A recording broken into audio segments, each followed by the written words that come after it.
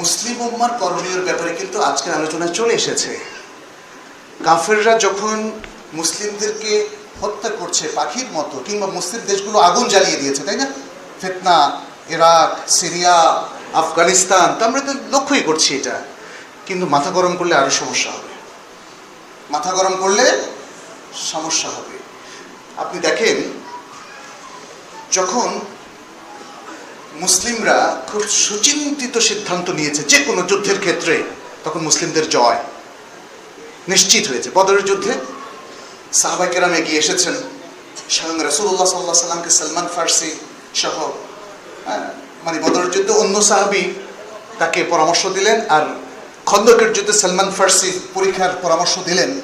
রাসূল সাল্লাল্লাহু আলাইহি ওয়াসাল্লাম খুব বাস্তব ভিত্তিক সেই পরামর্শ গ্রহণ করার পরে মুসলিমরা কিন্তু কোনো বিপর্যয়ে পড়েনি।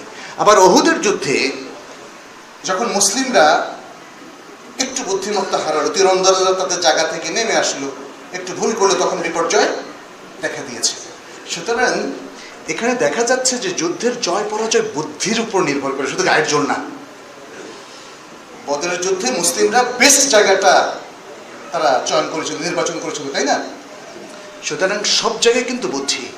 এই জন্য আমরা সে কথাই বলছি যে আমাদের নিজের ঘর সামলানো দরকার আগে, নিজের জ্ঞানের জায়গাটা সমৃদ্ধ করা দরকার আগে, ইসলামের ঐক্য বজায় রাখার জন্য যে পূর্ব শর্ত তাওহীদ আকীদা, সেইটাকে মানে ঠিক করা দরকার।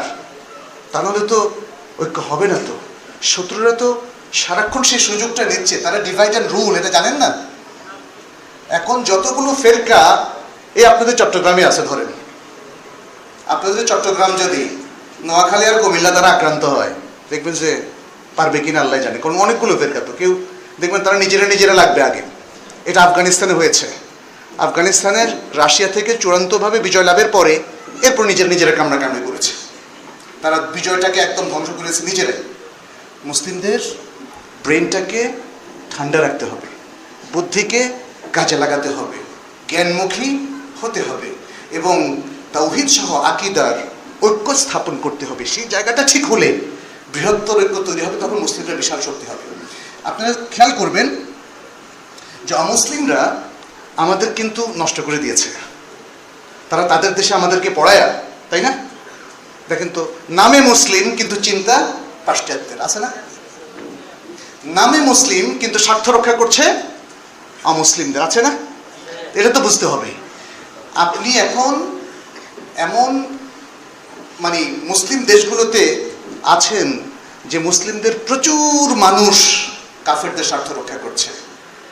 সুতরাং আপনাকে আসল জায়গা হচ্ছে শিক্ষার যে কথাটা বলেছি, কোয়ালিটি শিক্ষা দেন, জাতিকে সমৃদ্ধ করেন, সচেতন করেন, সতর্ক করেন, প্রকৃত মুসলিম হিসেবে তাদেরকে গড়ে তোলেন, তাহলেই তারা কাফেরদের মোকাবেলা করতে পারবে। এখন তো মুসলিমরা সংখ্যায় বেশি, কিন্তু ইসলামকে রক্ষার মতো মুসলিম তো নাই। সুতরাং আপনি একা কি করতে পারবেন? এই জন্য আমাদের প্রায়োরিটি নির্ধারণ করা দরকার যে আসলে আগে কোন জায়গা ঠিক করতে হবে। রাস্তায় নেমে গেলে, বোকার মতো নেমে গেলে আপনি সাফল্য পাবেন না।